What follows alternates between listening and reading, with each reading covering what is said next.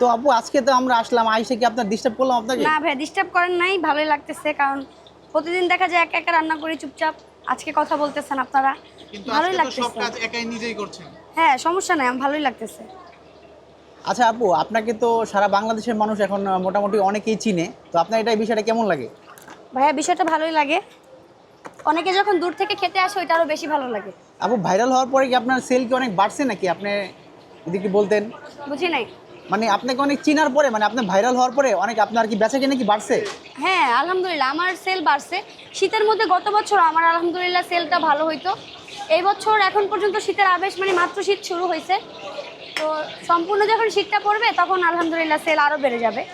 তো এখন দেখা যায় ভিডিও দেখে অনেকে আসে, আর ইউটিউবার ভাইয়াদেরকে আপনাদেরকে সবাইকে অনেক বেশি থ্যাঙ্কস, কারণ তা আপনাদের জন্যই আসলে আমার বিজনেসটা এত ভালো চলতেছে। কারণ আপনারা যদি না আসতেন, ভিডিও না করতেন, সবার মাধ্যমে আমার মানে রান্নাবান্না বা আমার দোকানের কথাগুলো না বলতেন, তাহলে আসলে আমার বেচাকিনি এত বাড়তো না। সো আপনাদেরকে অনেক বেশি ধন্যবাদ।